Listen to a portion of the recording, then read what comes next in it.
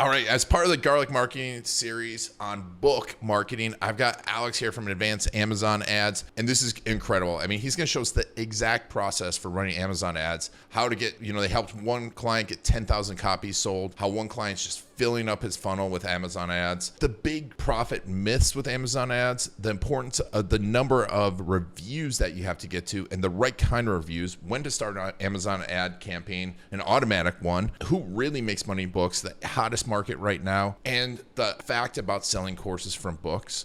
This is an awesome one. Alex, thanks so much for being on the show. Yeah, so thanks so much for having me. And before we get started, don't forget this is brought to you by videocasestory.com. One of the best ways to help promote your business in your book is through video case stories, and you should be using case stories in your book. Go to videocasestories.com to learn how to collect, craft, and deliver your customer stories. All right, let's get started.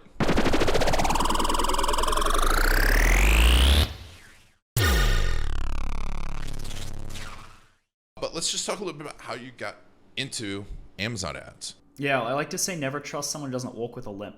And I stole that from a mentor of mine, actually. But essentially, I was an author. I was that author who had a book and no marketing plan. And Amazon ads isn't right for everyone.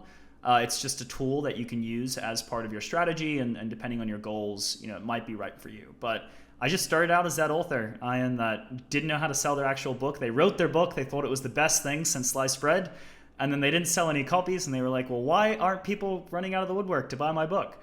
And so that led me down the path of Amazon ads. And 2 years later, after other authors then asked me, well, how do you do Amazon ads? You seem to be doing it pretty well. We now work with clients like Mike Michalowicz. We've worked on books by Dan Sullivan, and over 300 books and $500,000 in ad spend later, here we are.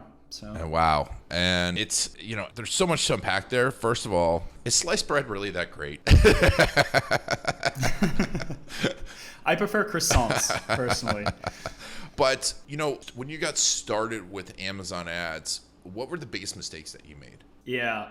Biggest mistake is not paying attention to the experts early on. So within the author community, and specifically the indie author community, which is where a lot of people begin, it's the only really community that's actually focused on Amazon ads. There's a reason for that, and it's because there is a lot less money in indie books than there are in products on Amazon. And so investment follows, where the profit is. And so there's a lot of investment that's going into figuring out Amazon ads on the product side of Amazon, but not a lot of investment that's actually going into figuring out Amazon ads for the book side of things. And so what you have is a lot of these authors who struck it rich when they launched their books 5-10 years ago because there was no competition for books on Amazon. They ran some Amazon ads, they did really well. And so then they've called themselves the Amazon ads for books gurus. And you try a lot of their methods, and you'll find this time and time again. There's so many courses out there, and I hear this from authors day in and day out. It's not just the fact that it's 10% of people will see success. It's that most authors who are running Amazon ads for their books are just not seeing success, and it's just because the tools out there available to them to learn Amazon ads effectively are just not great. And so that's why I recommend to anyone to pay attention to the people in the product world when it comes to Amazon ads. It's smart, right? It's really smart to do that because you want to pay attention to the people who are on the high volume cutting edge. And, that's why I always, even though we were doing other types of marketing for attorneys, whatever, I always pay attention to direct response because you have to pay attention to people who's really spending a lot of money and are losing a lot of money to figure that out. So, but you figured it out and had some success. Let's talk about a few of those stories. Who have you helped? Sure. Yeah, and I can't say that I figured it out all myself. I have a wonderful team. I actually stole them from the product world. That was when things really started to get a lot better, is because just having the knowledge of people who've been working on product ads day in, day out has been fantastic. But yeah, we've been able to work on, we helped Mike Michalowicz with his My Money Bunnies launch, which he attributes a lot of the success of that launch to us, which is kind enough. If you go to our homepage, you'll see he's got a nice little video up there for us.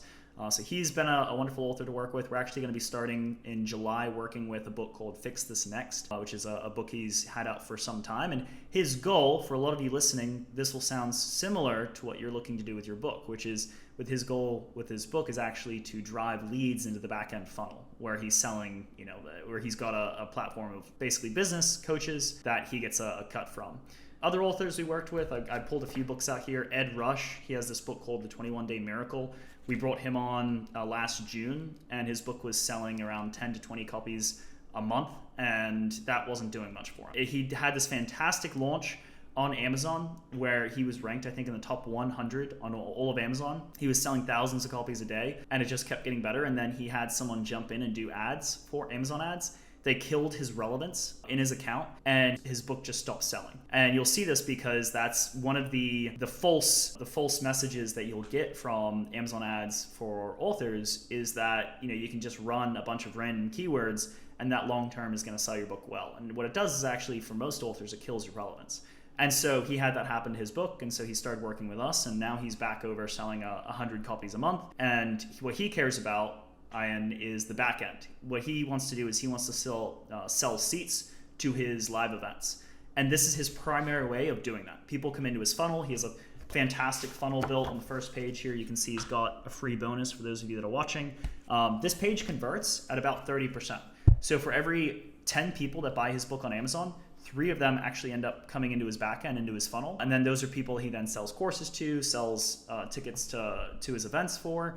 And so it's worked out really well for him. Like I said, we've been working with him almost for a year now. And it's his primary way of building his list. Any questions about that one, Ian? So, you know, when you said that page is converting at 30%, are you all working with him on, like, does he adapt that page? Is there anything going on there for optimization for that page? And are the ads matching that message? He just knew what he was doing. He's done this a few times, so he had a really good bonus in place. We didn't have to help him with that, but we do have authors that we bring on where we do help them figure out what is their best reader magnet, is what we call it, that you can place within that book to help them optimize the amount of people who go into the back end. Because as we all know, Amazon hides that data from us, hides the sales data. We don't get to know who's actually buying our book, and oftentimes that's the really useful information. And so the whole goal is, once someone's picked up your book, you want to make sure that you're optimizing the amount of people that are picking up your book that actually then decide to take that next action and reach out to you, because there's no better subscriber or follower than someone who has actually read your book, because it's someone who has invested significant amount of time into getting to know you. Yeah, I think that's a great point. So did Ed have also an audiobook, and is that part of your strategy too? It does, yeah. So audiobooks are huge. For a lot of our authors, that's 50% of their revenue is actually going to come from that audiobook. It's going to be a way to recoup the cost. So in the same way that you have a book funnel on Facebook, right? You offer, you know, the order bump, and then, you know, you have multiple pages, you get their information, whatever, free plus shipping, whatever, however you're doing your book funnel, right? On Amazon, we have a similar book funnel methodology, right? So for Ed, the more things he's able to sell, like the audiobook, the more the ads are going to be profitable, right? The more versions of your book that you have to offer, the more you're going to be able to reach those readers who, you know, prefer an audio experience, like someone who's listening to this show, right? You prefer an audio experience. And so having that audiobook is going to be crucial for, one, recouping the cost of your ads, and then 2, just being able to reach readers who aren't going to pick up an ebook or a paper. Yeah, and I've heard for a lot of authors, like, their written book is just a way to sell more audiobooks. Yeah, there's other strategies too, like Chandler Bolt. He's like one of my favorite people to follow in book marketing. He runs Self-Publishing School. You know, he talks about even the referral bonus that you get when someone goes, and if you do the Amazon trial for downloading with their book, Amazon will pay them $5 per person that signs up for an Audible trial because of their book. If they actually sign up for an Audible account, Amazon will pay them $10. And so you can actually make a lot of money just from the Amazon referrals of people signing up for Audible because they're there to get your book. So there's multiple ways to monetize your book with an Audible or an audio version. And with Ed, how fast did it start working? It's a good question. We have a 3-month minimum, and because that's really how long it takes to test, figure out what's actually going to work for your book. There is no, you know, one set approach for that's going to work for every single book. Every book is going to have a different readership. It's going to have a different market. It's going to have a different relevance to the general population on Amazon. That's the most important thing really to consider, is for the average person who's searching on Amazon, how relevant is this to them? Because your advertising approach, like let's say you have a book about, you know, back pain, right? Everyone can suffer from back pain who's going to be on Amazon. But if you have a book specifically about, I don't know, keto diet, not everyone's going to be on a keto diet. And so depending on the book, you're going to need a very different approach. And so it can take anywhere from 3 months to 6 months to really figure out what's going on with the Nice. How long is Ed just continuing to run ads? Yeah, it is set. We improve. The great thing about Amazon ads is the higher your rank, the more you get, and this is, we can talk about, I don't know if you want to talk about this now or later, the holy grail of Amazon is actually not just with your Amazon ads, but actually trying to get your book to rank against other books on Amazon. And so when Amazon starts to see cross readership, like for example, we were talking about gap selling before this. Like, let's say you have that book starting to align with, the Little Red Book of Selling, I think is another good, selling book on Amazon. Let's say you have 200 people who read book A and and those same 200 people read book B. Then Amazon is going to start to organically advertise that book on the other book's product page. And so this is where if you have a big investment in Amazon ads in the short term, it's great. You'll get a return on your ads if you can figure out how to get them right. But over the long term, what you're actually doing is you're getting sticky. And so we have a lot of authors, like we work with Alan Didd. He wrote a book called The One Page Marketing Plan, amazing marketing book. And that book, if you look, you can't search on Amazon without seeing that book just everywhere, because that book has such strong cross readership with other books that it's appearing organically on the product page. If you've ever seen the like customers who bought this also bought, or customers who clicked this also clicked on Amazon, have you seen those? You can't buy those placements. Those placements come from organically ranking with those books. And so with going back to Ed's book, The 21-Day Miracle, what we've been able to do is get him to appear on so many other books now where his sales are increasing, even though his ads aren't doing anything different month over month. His sales are increasing because he's getting sticky on these other books. Love it. And that's an amazing thing. And I can imagine too, the longer people, obviously the more people see the book, there's just that marketing piece too, right? The longer they see it, the more often they see it, the more likely. Rule of 7. Yeah. Awesome. So I want to talk a little bit more about that Holy Grail in a minute, but tell me another success story, because this is fantastic. Yeah, so we got another one here pulled off the shelf. You'll see these books behind me. A lot of them I always like to buy our clients' books just because I think it's, they're your client, you should be investing in them. So this book, Neurofeedback 101, launched, I want to say March of 2020, right in the heart of COVID, or right at the beginning of COVID. And, there's nothing to do with a book launch when the whole world's locking down. And so they went exclusively with an Amazon ads approach. And now, 2 years later, he's closing in on 10,000 copies sold just from Amazon ads. It's a hot topic, neurofeedback. It's related to psychology, trauma recovery. So it is in a hot space, but that's another great area, different from Ed's book, where I would say his use case was more, everyone's got a self-help book on Amazon. It's very hard to stand out. And so that's not necessarily a niche where there's a lot of supply is basically equal to demand. There's no shortage of self-help books on Amazon. So to stand out is very difficult. If you have a book that is somewhat in a space that's doing really well, or you've positioned your book in a way that it addresses a market where there's more demand than supply, like Neurofeedback 101, Amazon ads can just be a rocket ship for you. And what was the process to getting the Amazon ads working for Neurofeedback 101?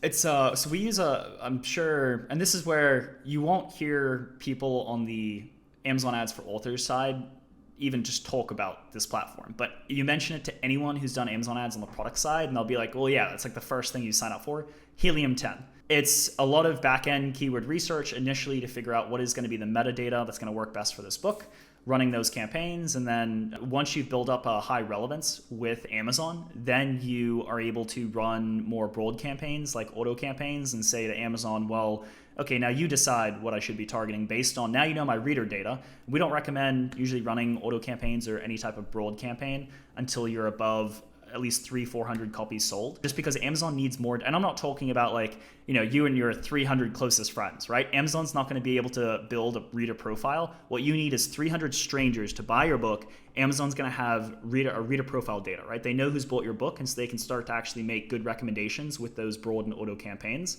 So that was the approach that we took with Neurofeedback 101. Right, so what point, is there a trigger point, or do you just look for numbers sold when to start those auto campaigns? Numbers sold. That's the biggest part, is just you need to have copies sold, and I'm not talking about you need copies sold from your Amazon ads. This can be from your book launch, but you need an audience that is actually genuine, where Amazon has data. They see that type of reader buys certain books, right? If you're buying gap selling, you're going to buy all the other sales books as well. You're going to buy all the other marketing books as well.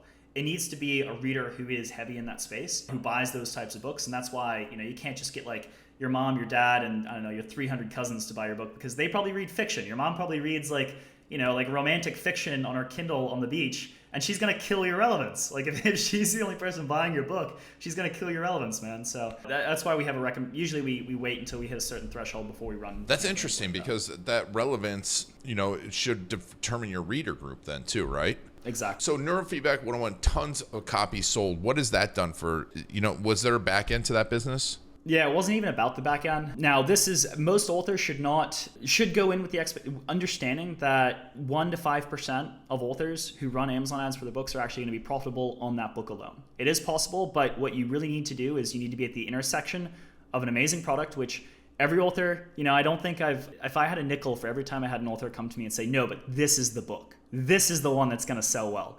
And I'm like, no one's going to write a book and not believe that their book is going to be the next thing since croissants. We'll go with croissants since we're moving on from sliced bread. But it's, no author is going to come to you and be like, oh, I have the worst book in the world. Like every author is going to come to you and be like, I have the best book ever. But if you really do have a great product, and I mean, you've actually, the best thing I've heard about what makes really great content in a book is trying it out with people that you actually, being a teacher of that book, of that content, right? If you've taught 100 people or 1,000 people the content in your book, that's going to make for a really great book because it's really tried, tested, people have seen results. If you're someone who's like, oh, I have a theory about how something works, and you write a book about it, I haven't seen that translate as well into the book actually being of high content. But that's unrelated to Amazon ads. I could go on and on about books in general. But yeah, bringing it back to the person who's going to make money on their book is going to be someone who's at the intersection of they really do have a truly great piece of content. They've been able to get a lot of reviews early on. That's also a big part that we see. We usually don't bring on authors until they're at least above 100 reviews. And then the third is that they're in a market where there's just more demand than there is supply. And right now, the hottest market I would say, and that is just not hottest because it is truly a market that is changing lives. You can see that with The Body Keeps the Score by Bessel van der Kolk is, trauma recovery. It's a very big space right now. Real estate also, there's a lot of really well-performing real estate books. But yeah, bring it back to, I'd say 1 to 5% will actually make money on their book. Above that, authors need to understand, what is their backend. And one of the ways that you can kind of surefire solidify that, your ads ROI is going to be worth it is by having a robust backend. And I don't just means in the book, your book being a brochure for all the courses that you sell. No one, I need to repeat this and I'll say it very slowly, no one is going to buy your course from your book. No one is going to read a page in your book and say, I need this person's course right now. What they will do is they will read your book. If your free reader magnet is compelling enough, then they will reach out to you to get on your email list. Then through a few months of providing them value through an email list, then they're going to be ready to buy your course. We have a lot of authors who are like, I'm going to write a book, it's going to sell a $300 course, and I'm going to be rich. It's not going to work that way. You need to nurture, you need to provide value, and long term, you will sell that course. For Neurofeedback 101, it's a different case. This author works with people, he works out of Florida, up in your neck of the woods, actually, I believe. He has a neurofeedback clinic, and he has clients who come in, and he doesn't have any type of a funnel set up in his book. That was never the intention. His book was actually meant more of a thought leader piece. So, it wasn't even a robust marketing plan around it. Like I said, all he's done is just Amazon ads. He's done a couple podcasts as well, but we've done some research there and it hasn't actually moved that many books for him. And then, so for him, he sees people come into his clinic all the time saying, he'll ask him, how'd you find out about us? Driving a few hours just to get to him, saying, he'll say, how'd you find out about us? And he'll be like, I read your book. So it really, it is. And for him, it's not a funnel. It's just, he's got a great book out there. He really knows the content. And so he has people walking into his clinic saying, well, I read your book and that's why I'm here. So different funnels look differently for different authors, just depending on their goals. It is fantastic. And I'm glad you talked about not being just a brochure because I think that's important. I think you could get away with that maybe 10 years ago because there's so many books out there now. Yeah, it's competitive. It's very competitive. And so when it comes to launching a book and really being successful with the book, what are the big mistakes you've seen authors make? Because you've done it at a high level with a lot of people. What are the biggest mistakes? Bill Gladstone, who's literary agent to Deepak Chopra, Eckhart Tolle, some of these major authors. He says, if you're going to spend 1,000 hours writing the best book in the world, you better be willing to spend 1,000 hours marketing it. And that's just so true because people think that they'll write the book and they'll hire a couple people and that'll take care of it. And if you hire good people, that's great, but good people are going to be expensive. People who really know what they're doing are not going to be cheap. And if you just pay the people who, are kind of on the cheaper end, it's not going to do much for you. And so if you don't have a huge budget, you need to be willing to put in the grunt work yourself. And so when it comes to marketing, you need to understand who are the influencers in your space, right? Whether it's blogs that you're going to be getting on. And all of these different copies, all the different copies sold add up, right? So for example, we have an author, Ruth Cohn. She has a wonderful book working with childhood developmental recovery for child, anyway, something along the lines of recovery from trauma as a child. And this past month we had our best month on Amazon in terms of her ads, and you're able to very clearly see what are my sales that are coming in from my ads and what are my sales that are coming in from elsewhere. She had her best. Her books were displayed at Bessel van der Kolk's conference up in New England a couple weekends ago. Her books started to sell really well, just from sales from people seeing her at the seeing her name at the conference, seeing her books at the conference. People went back, bought that. So that then generated Amazon. It said to Amazon, hey, look, there's copies being sold of this book. So all of us, suddenly, her ads took off. Her ads started to do really well because what you see when Amazon, the ranking improves, there's multiple things going on.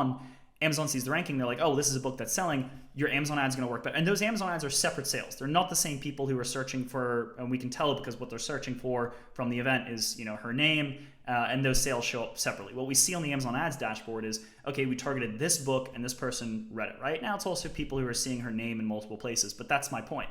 Is you need to have a multifaceted approach to your marketing. You'd be showing up in blogs. You need to be seeing what conferences you can speak at. Getting on podcasts. Now, podcasts won't move a lot of books unless it's your readership is so closely related to the listener base of a podcast. If you're just like a marketing guy, let's say it has to be super related. I was trying to think of an example there, but it has to be incredibly related. And unless you're getting on a podcast with at least 1,000 plus listeners, even with 1,000 plus listeners, you might sell 5 to 10 books, right? It's not unless you're getting on the podcast where you're at 100,000 that you're actually doing anything. But man, if you're in the beginning, like or Gary Vee, right? He talks about like when he started his wine channel. He would get on literally everything. Like even if they had like 3 followers or like 3 views, he would get on that. And that's what it's all about. If you have a book that you are serious about, a lot of people think that, oh, I'm just going to put out a book and it's just going to do really well.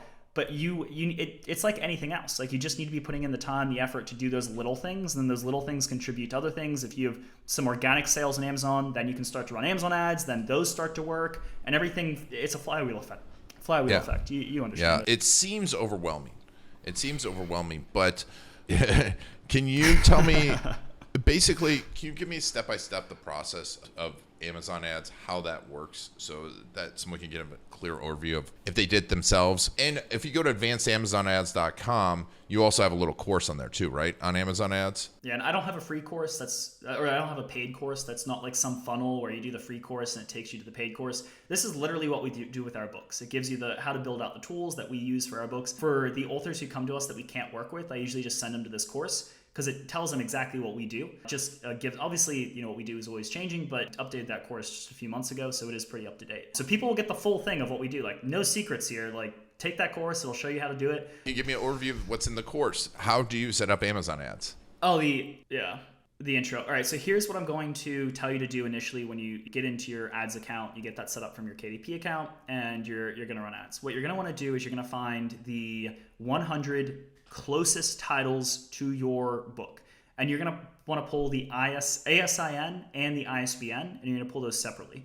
The reason why is because you're going to only target ebooks with your ebook, and you're going to target paperbacks with your paperback. You don't want to cross that over because your relevance will be lower, and Amazon's always trying to steal traditional readers into the Kindle ebook world. So you'll end up spending a bunch of your money, the ASIN on the ebook side, and then when you click on the paperback side, you'll see the ISBN 10. Those are the two you'll want to pull. You want to pull 100 ASINs of books and I'm talking about books that are very closely related to your book. And then you want to pull 100 ISBNs. And then you're going to think about what are the 100 keywords or phrases that people are going to be typing into Amazon when they're looking for my book. And so that's the research portion that you're going to start off with, is finding 100 relevant keywords, phrases. You're going to be finding 100 ASINs and 100 ISBNs. Then once you have that data, you're going to throw those into 3 manual campaigns, and you're going to be prepared to bid a bit higher to start out with. So a bid of 53 cents, 63 cents is not going to be super surprising. We usually find that fixed bids work best just because you're able to you have more control over the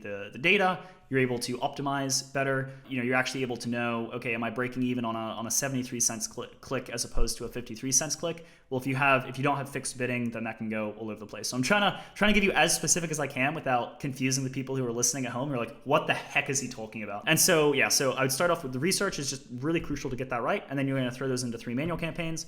For the keyword campaign, you're going to target your ebook and your paperback. For your ASIN, you're going to target the ebook. And for the ISBN, you're going to target the paperback. Something to note here, a lot of authors get caught up when they're creating their campaigns. They get caught up thinking about, my 100, Amazon only allows you to customize your ads with 150 characters of text. There's no video for most authors. Some traditional authors like Mike Michalowicz, traditionally published authors have access to some other features, some cool bells and whistles that Amazon provides. For those, you're in kind of a little bit of a different boat.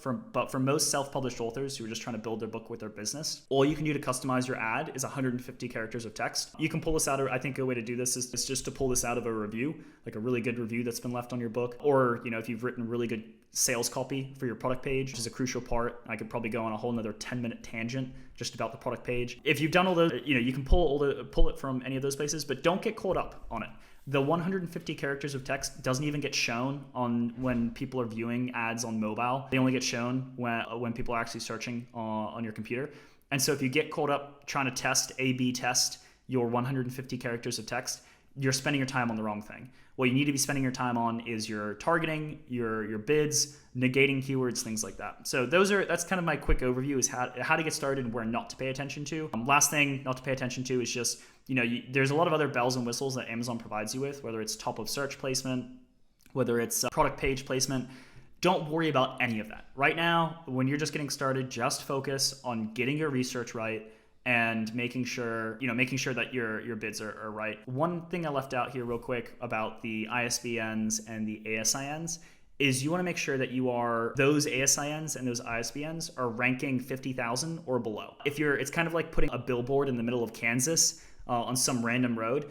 It's great if you have that billboard up, but like who's going to be driving past a billboard on some random road in Kansas, right? The same thing is happening if you're targeting a book with a rank of like 300,000 on Amazon. That's not going to do anything. So these 100 ASINs, ISBNs, they need to actually be of books that are selling well. And they're selling well if their rank is below 50,000.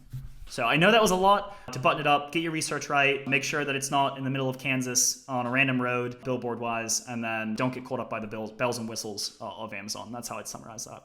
That was awesome. So there's a lot of detail there, and I love it. And obviously someone can listen to that over and over. You can go get the Amazon Ads course at advancedamazonads.com, or you can hire you guys. And this has been incredible.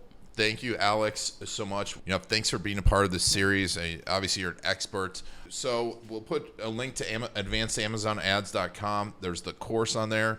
You have a podcast on there too. And tell us a little bit about the podcast. Sure, yeah. So we interview top-selling authors just to hear about. A lot of them I love authors. I love books. I grew up initially, as a kid, I grew up in Australia, and I had grandparents in Michigan. My mother's American, and so we'd come over on Christmas breaks, and I'd walk into their house, and their house was, I kid you not, lined from floor to ceiling with bookshelves and books. And so I grew up around just this love of books. And when my grandfather passed away, they found like hundreds of books, hundreds of overdue library books that were just sitting around that were never returned from like 1970s. And it was crazy. But just I have such a love of books where I was like, I just love being surrounded by authors. I find them to be interesting people. And I think they have some really cool things to say. So I interview authors like we had Daniel Pink on just recently. We've had Bessel van der Kolk of The Body Keeps the Score. And I get from them two things. One, I dive into the topic of their book because I think as entrepreneurs, we can get a little bit too tunnel visioned at times. And so it's good to kind of like be able to broaden our horizons and see what's out there. And then two, if you are an author or you're someone who wants to have a better impact in the world, what better way to understand how to do that than to learn that specifically from the people who are already successful at that, right? It's like you having Mike Michalowicz, right? It's like, learning from these experts can save you literally years. And so that's what I'm trying to do with my podcast is one, kind of take you out of that tunnel vision, and then two, give you the actual blueprint to be able to have the impact that these people actually have. Mike dropped a really cool, he was just on the podcast, and you all have to check out the episode, but he dropped a really ninja $25 marketing trick that you got to go listen to the other episode of Mike's. I got to go find that. I'll tell you after the show. Yeah. He's such a good full guy. Of so many of those.